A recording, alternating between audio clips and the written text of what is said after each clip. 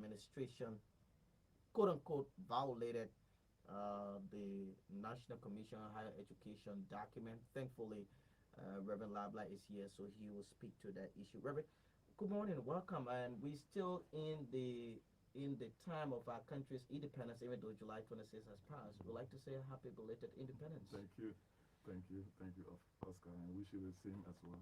Okay, so let me wear the thing here. Yeah, though I've been vaccinated, but we have to observe and respect health protocols. Now, so relatively, how is the National Commission on Higher Education, and how is your own health? Yeah, I'm doing pretty well. Always doing good.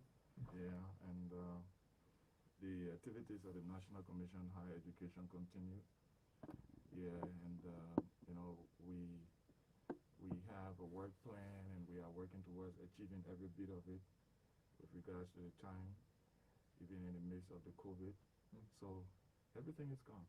This was not a part of our discussion, and I hope I'm not taking you off track. But it's very important to make mention of this because we believe that when people are doing exploits, they must be commended. Recently, uh, the National Commission on Higher Education, on your watch as the head of the Secretariat, and in collaboration with the board, you were able to strike a partnership with higher learning institutions internationally. You care to just comment 1 minute on that memorandum of understanding that was signed? Yeah, I think that is also part of what I intend to talk about with Okay. regards to the Achievements, achievements. good, Yeah, all right. yes, I just also want to lay the premise for our listeners out there. I think with this marks, I hope my voice is clear. Yeah, Yeah, I hope Marka can be able to tell us. I think let's Marka tell us whether we are clear, and even Sam, who's behind the camera. I hope our audience are getting us. okay, thank you, Marka. Thank you, Marka. Thank you. Yeah, so Sam, can we get signal that we okay? Okay, Sam is telling us that we okay. So, Thank you, Sam. Reverend, we okay. Yeah, for the benefit of probably new listeners, I will also want to say that laying the premise of understanding what the National Commission on Higher Education is and its function. The National Commission on Higher Education is the regulatory body by government established as an autonomous agency in 1989 by the National Legislature to regulate, to accredit, to supervise, to monitor, and evaluate all post-secondary institutions within the Republic of Liberia. So in a nutshell, that is just what the Commission on Higher Education does, and also to design policy, giving priority programs for the regulation of higher education institutions within the Republic of Liberia.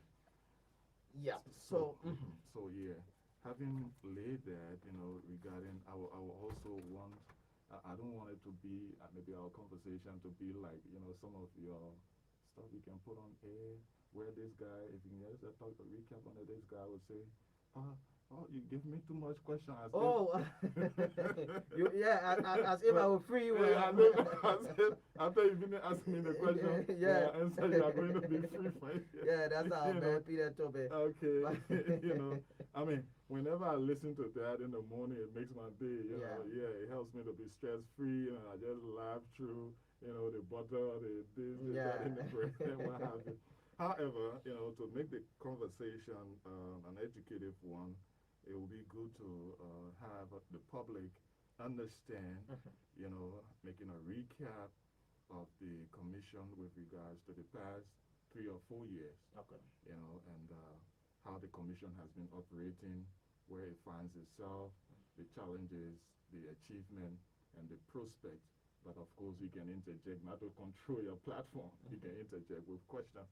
But to begin with, you see, I'm trying to take back on 2018, 2019, yeah, where the commission, the number of universities, number of staff at the secretariat, the budget allocation to the institution, 2019, 2020, the number of universities, number of staff at the secretariat, the budget allocated also within that time, and then 2020, 2021, and then we see its effect, what the challenges are, what successes we have made, and so forth for the good of Liberia. Yeah, then And I think it's going to be a welcoming thing because we want to know, like you say, the number of institutions accredited and what all you've been doing. So yeah, the platform is all yours. thank you, Oscar. Let's. Thank you, Oscar. I appreciate it.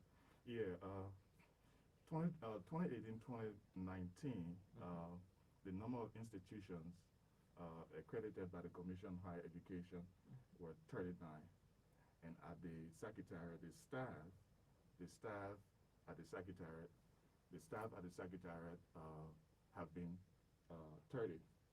And then the budget allotted or allotment to the Commission on Higher Education, 313,000, $814 at the time, the annual budget.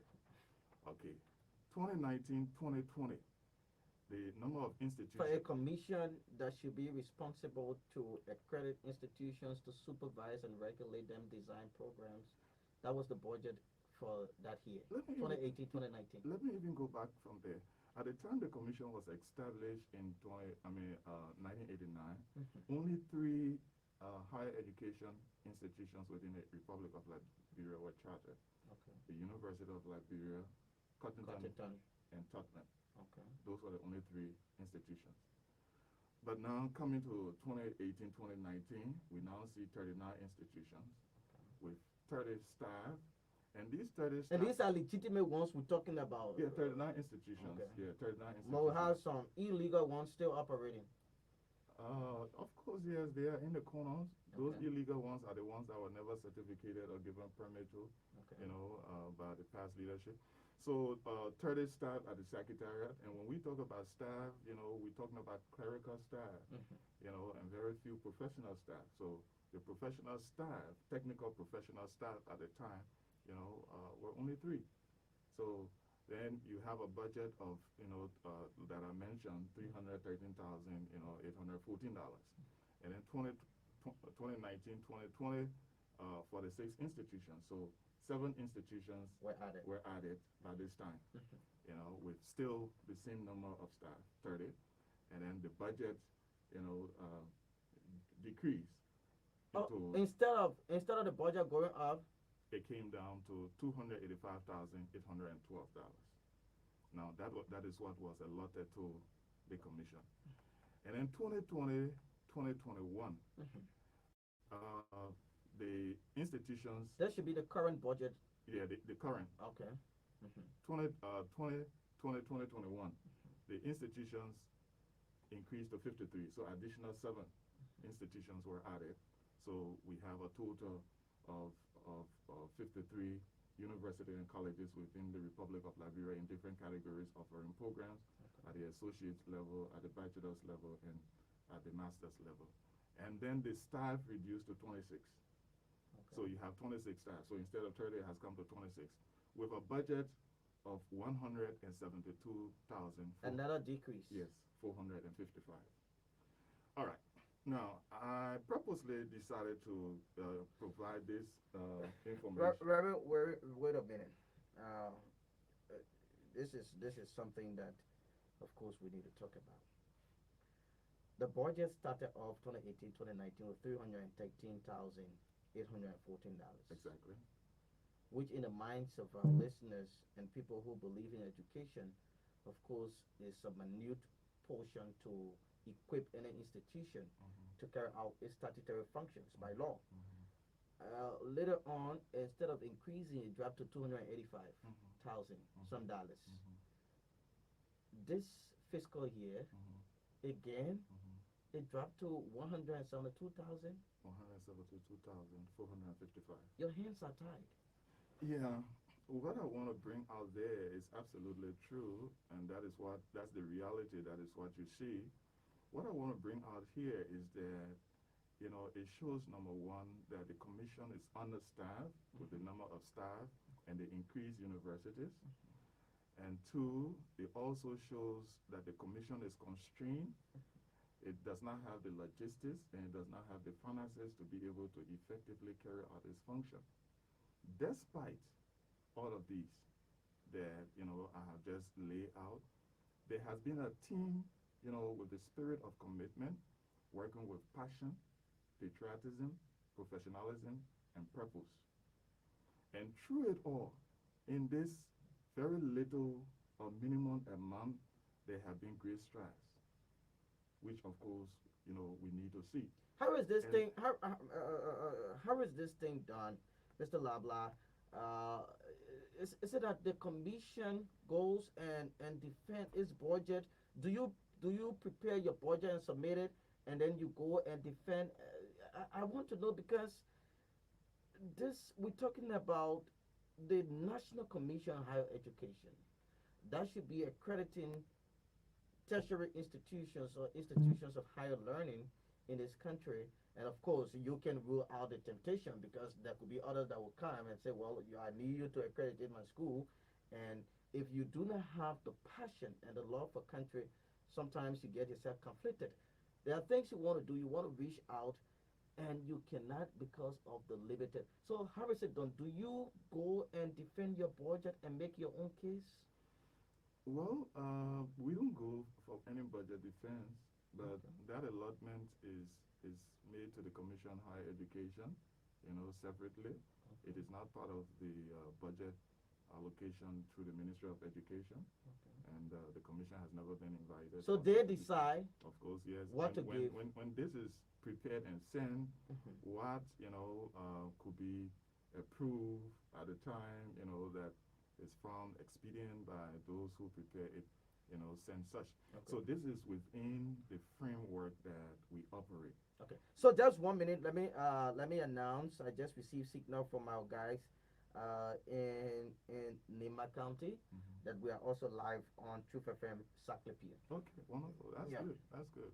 Good morning to Secretary. This is the Commission on Higher Education. That is the Secretary of the Commission on Higher Education. And Definitely. I'm Reverend Labla. That's my people there in Secretary. Okay. Yeah. So what I want to say here is that with this constraint and limited resources, we have made major strides. It's just like you have a team, you have a team on the field of play, and you want not only to win a game, but you want the trophy. Mhm. And you see that the team is constrained with booze or constrained with this, but you see that all the players on the field, they are putting in all their best, and they are coming out with victory. Such a team, needs the kind of support to make exploit and bring Obviously, pride. obviously, Yeah, and that bring reminds me pride, of the leadership to the people. of Ledger Hurani at ELBC. Yeah.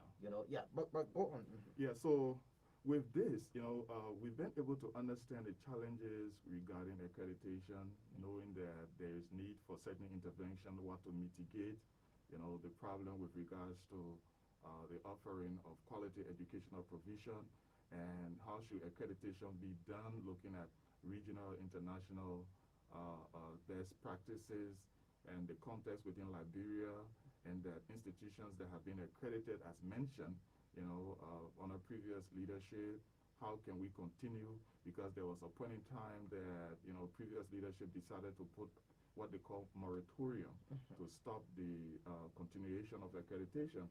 So at that time, I understand that, a solution was not formed.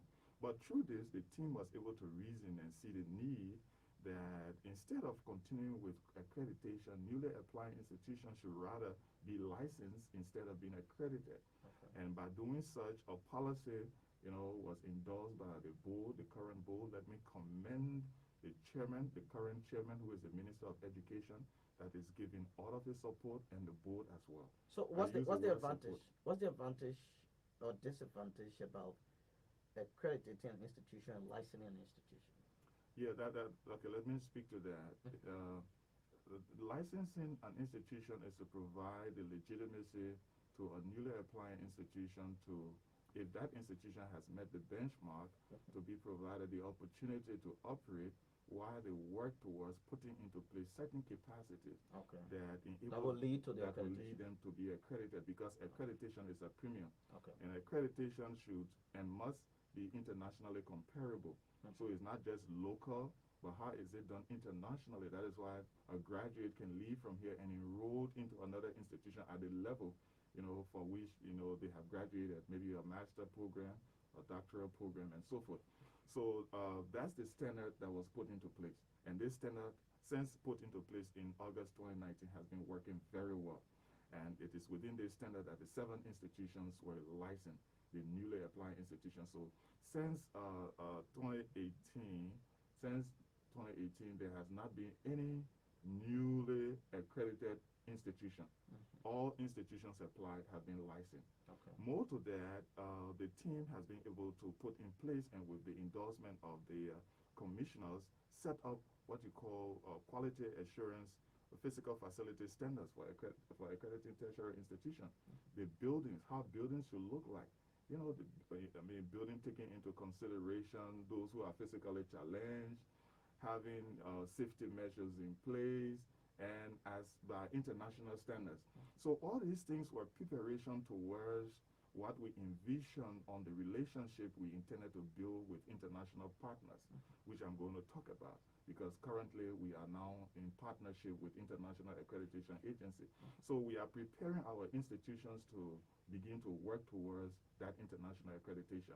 So physical facility standards were put in place, you know, in the midst of this constraint. And then e-learning So that means that was lacking. It was lacking. There was nothing like physical facility standard. And most of the institutions you go to,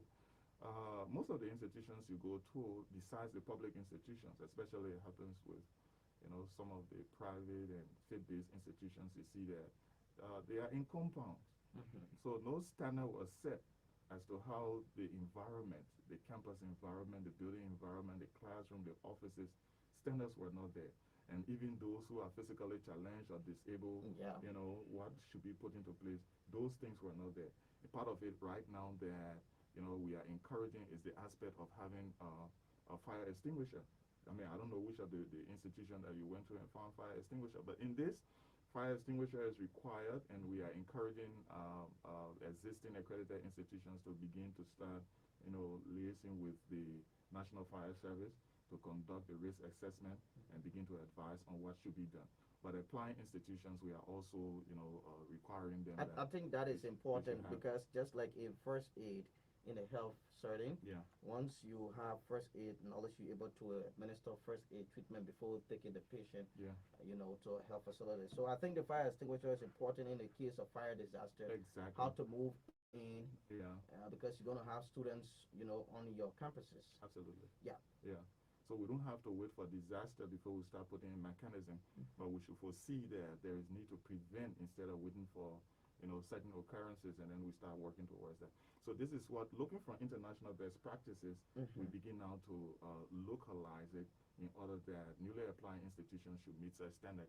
Then next to that is that the Commission on Higher Education achieved, you know, the endorsement, that is the drafting and endorsement of the e-learning standards that, you know, the conversation was surrounding with regards to the students, earlier, you know, earlier this morning. and that was from last year in May, you know, during the COVID period, looking at the fact that there was lockdown, schools were closed. What happens, especially with those institutions that have in place the mechanism, if they could offer it, but they could not just be given the leverage to say go ahead and do it without any anyhow. Anyhow. You can't just do it anyhow. Exactly. So it must be regulated. Absolutely. So we did a necessary survey. So all of that was in place, and a team was set by the chairman, the chairman on higher education, Professor Soni. A team was set up by the chairman, in which I headed that team, and the e-learning standard was set, and, you know, was put in place. What did it say? Oh, it's a whole lot. It's a whole lot because, I mean, there are basic requirements that institutions should have, and not many of the institutions have that. You know, you should have, especially some basic. You should have electricity. You know, electricity that should be sustainable. You should have internet facility. You should have, you know, the kind of gadgets needed. You should have the institutions should be the one having those things. Of course, yes, the institution should have those facilities in place for such program to be offered, and the institution should as well have the instructors for that program, you know, conversant and able to handle that, you know, and provide that service, and also how it should be done with regards to the online and the traditional part of it. So that was drafted. It's a clear, good document that was put together. Just use 1 minute to talk about that. What did the policy, or what is it saying? Because it's a new policy that has been drafted and approved. You said it's been approved. Oh, this is in 2020, Yeah. 2020, yeah. So that means That was it's in that, full swing. absolutely since 2020 during this. What During, aside from having the facilities, you're talking about the electricity. You talk about the gadgets, internet. So the basic gadgets, and even did they speak to abolishing 100% e-learning? well, it speaks to the fact that at the time, Mhm. the students ought not to assemble as they would assemble traditionally. Mhm. Traditionally means maybe probably use that word 100%. They all come to school. Mhm. So in order to curtail that crowdedness at the campus, the standard, place that traditional teaching should be 60% and Mhm. e-learning should be 40%. Okay. Yeah, e-learning should be Was 40%. that shared with But universities and colleges? everyone has it. We have a common platform. Okay. We have a common platform that we share all of our information and so forth. So it was since last year. So Okay. it's not new to any institution. And no institution goes into venturing on e-learning without being approved by the Commission on Higher Education. Okay. Technicians go there. Even the University of Liberia at the time that it applied to the Commission on Higher Education, technicians were sent there. The technical people that know about educational technology, along with the quality assurance, went there, did a necessary assessment, and that was approved in 2020. And then another institution that was approved is AMEU. AMEU was also approved, and Blue Crest was approved, and I think AUWA was approved. That is the Adventist University of West Africa. Those are the three So the institutions. benchmark was 60-40. 60-40, yeah, Okay. 60-40, 60-40, 60 for traditional and 40 And 40 for e-learning. for e-learning, yeah, 60-40. So those are the standards because now we are looking at education must continue. Mhm. And we cannot just continue sitting down and say, well, until COVID goes, classrooms will be closed.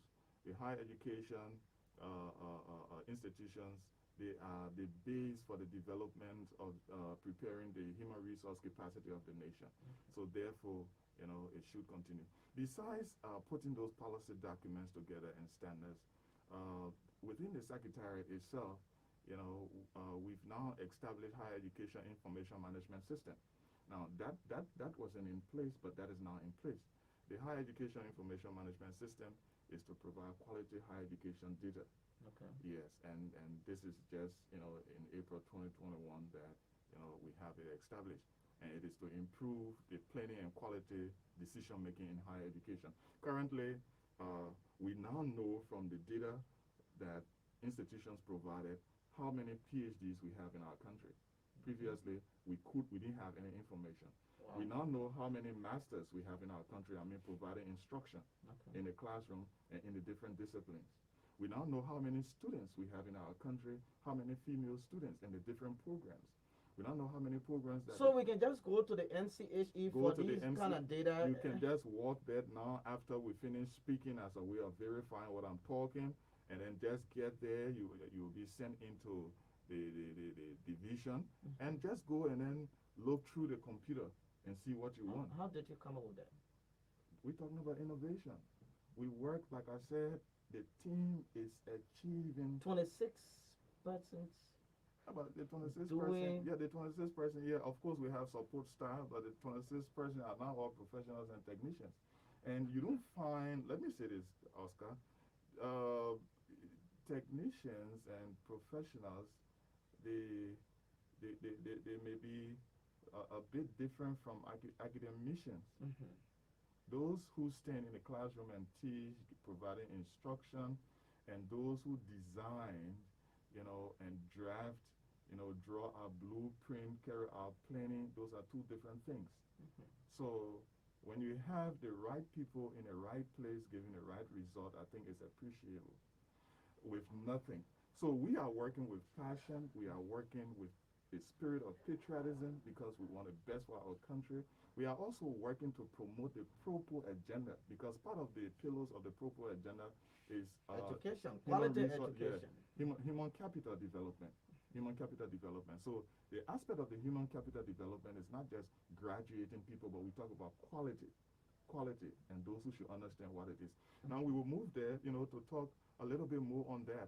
So the information management system also helps track irregularity and promotes quality assurance in higher education. You see, right now, any institution that applies, you may even go with me, any institution that applies for accreditation and provides faculty information, all the lists that they provide, we go into the computer and type the names of the faculty or the proposed instructors and see which institutions they teach.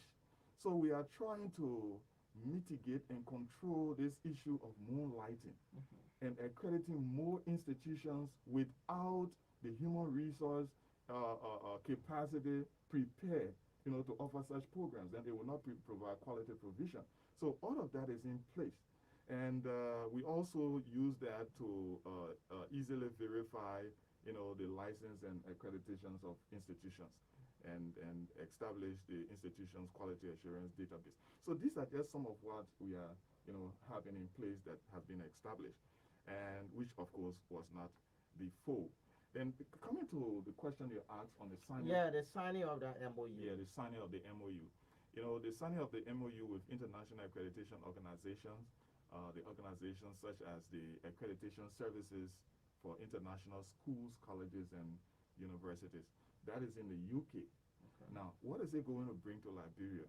And also, that is in the UK, that's one of the institutions. Another institution is the International Academic and Management Association, which is in India.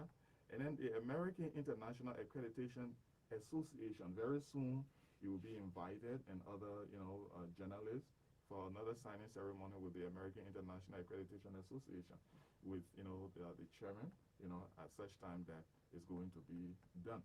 Now, what is this going to bring to Liberia? As for the international accreditation in UK, yeah, in UK, it is not only going to accredit higher education institutions, it is as well going to accredit secondary institutions. Now, in accrediting secondary institutions, it's going to also bring about quality provision. You see, there are many times that some of our high school graduates, graduate from high school, and they, try to seek opportunity to study abroad, and they are subjected to take TOEFL and other, international tests with regards to English.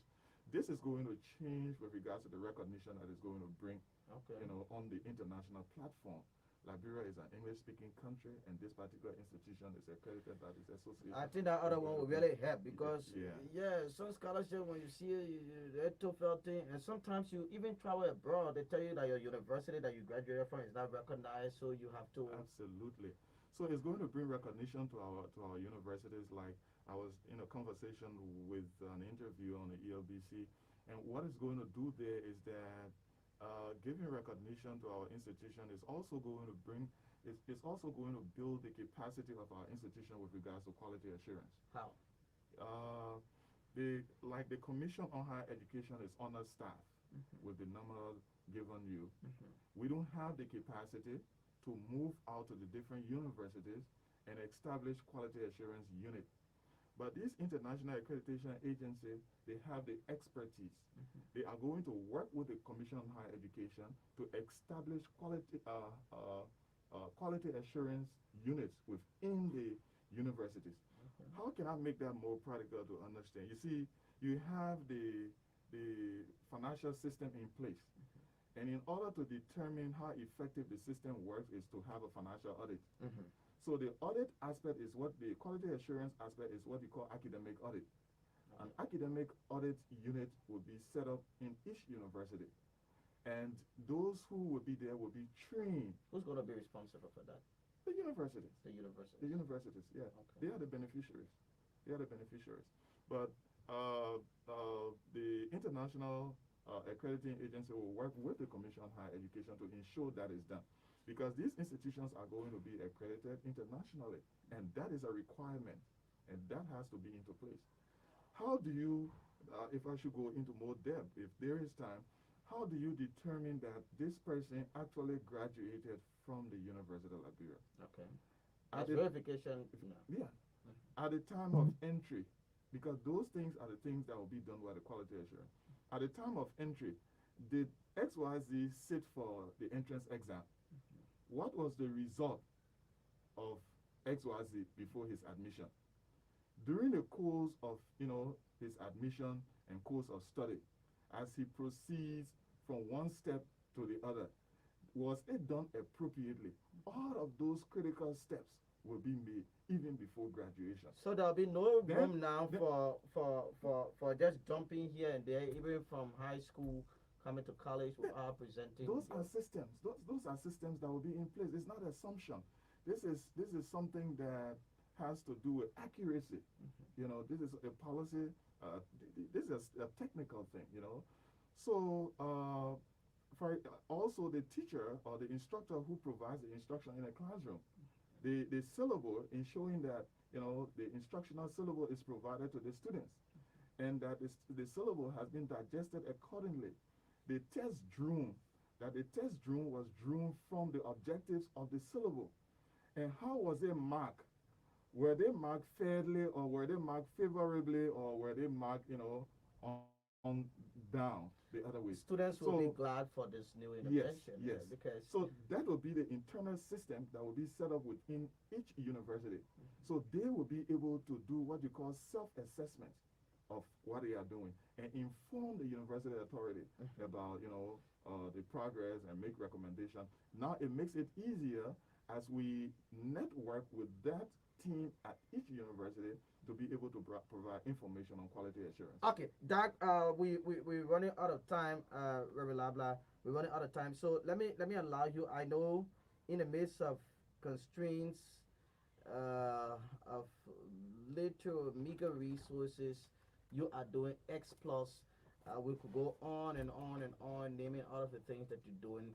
But let me hear you at least on a 1 minute so that we interact with the callers. We don't want to be held in contempt by the radio department.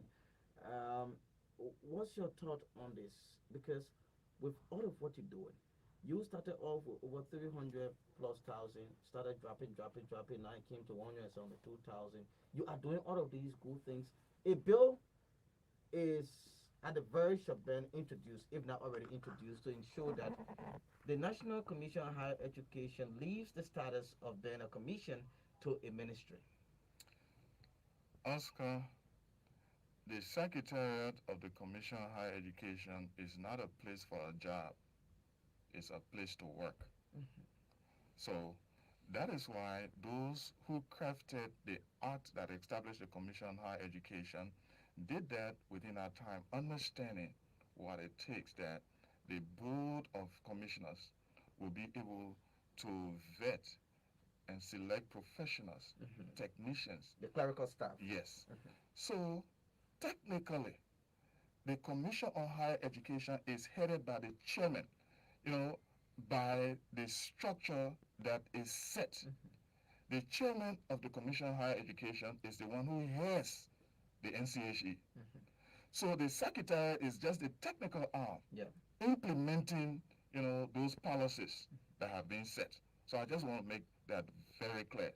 And then also the act clearly spells out that the Commission on Higher Education is an autonomous agency, which means that the Commission on Higher Education is a place of technical and professional people free of political interferences. All right. I wanted to talk about the Praxis Lab before that came in and how it benefits the public, but you don't have much time. Yeah, we don't have time now. But let me come on to the question you have asked.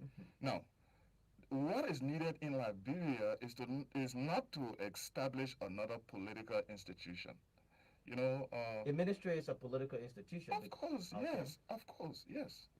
So the president could decide to send anybody there because the Constitution backs No, it's not to say you're preventing the president of sending somebody there. What I'm trying to say, let me explain it this way.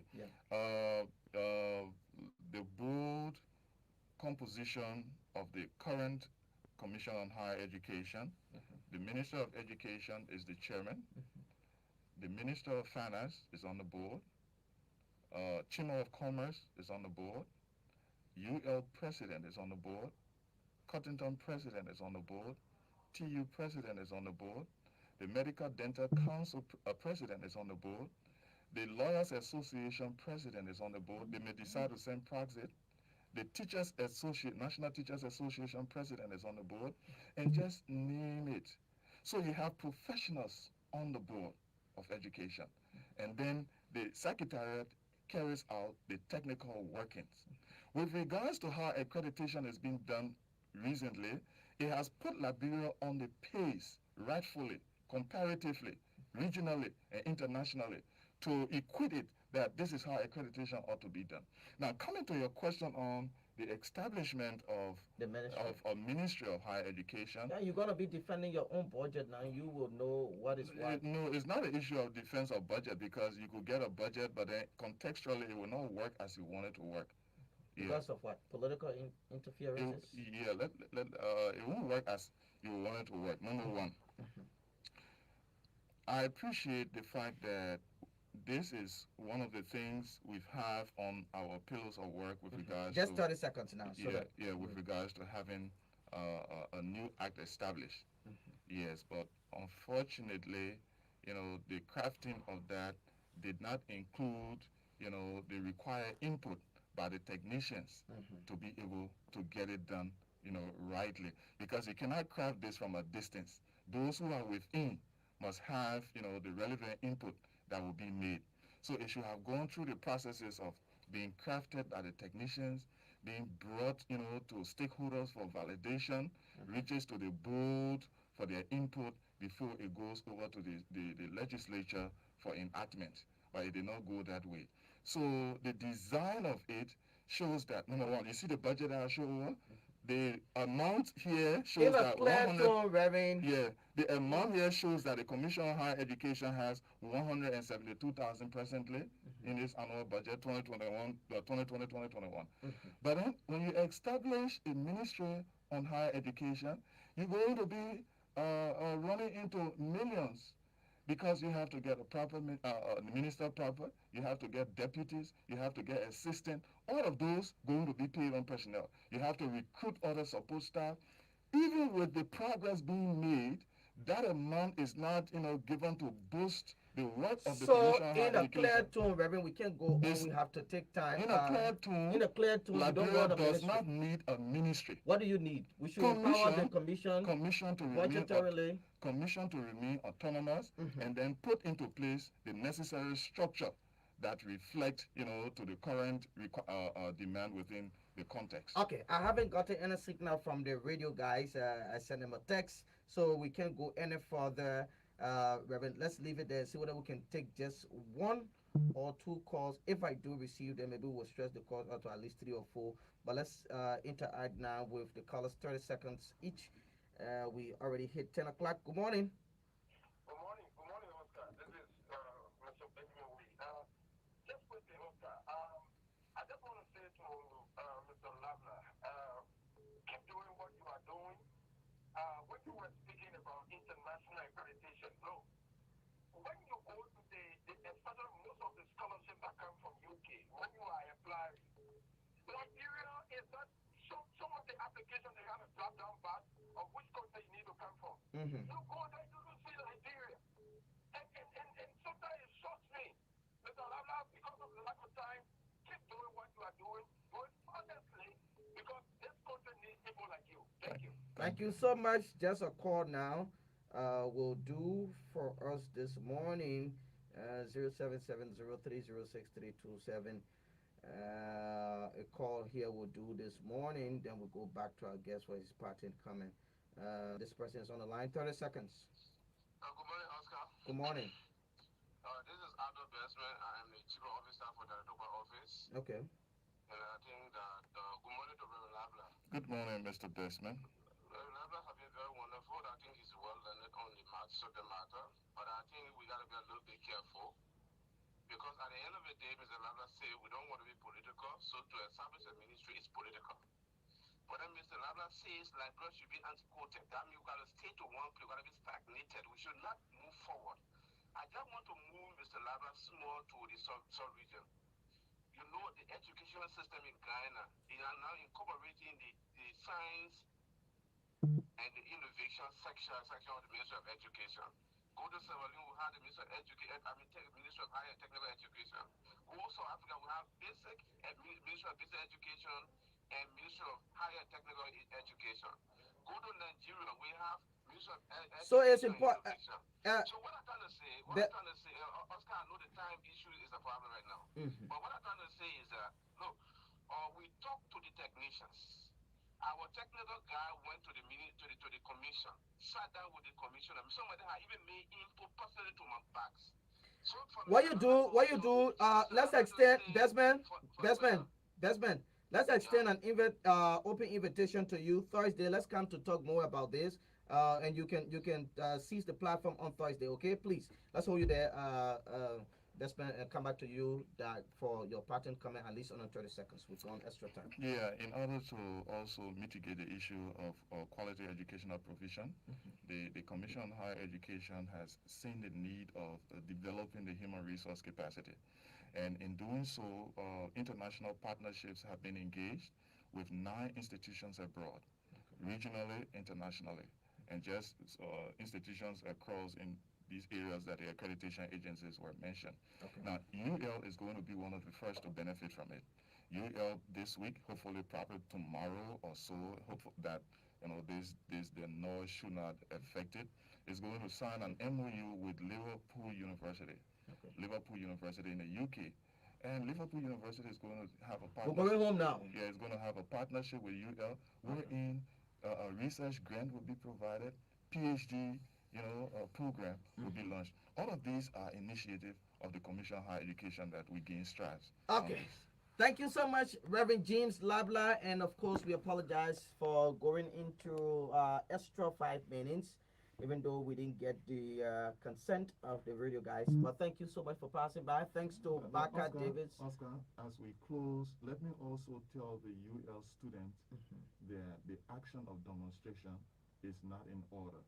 I mean, I listened to them when they made reference to the e-learning Yeah. that was developed by the Commission on Higher Education, and if they experience anything, They should come back to the they commission. should have written the commission or called the commission attention to that, and the commission will have made some Okay. intervention. All right, Dad. So, but for them taking the Thank street is you. not appropriate. Thank so you. I condemn that. Thank you. Thank you so much. Of course, Sam Jado behind the camera, Marka Davis, and myself. We all have been here. Oni Roberts and Augustine Sa will be here tomorrow, God's willing. Until we talk to you, it's going to be Thursday. Bye bye.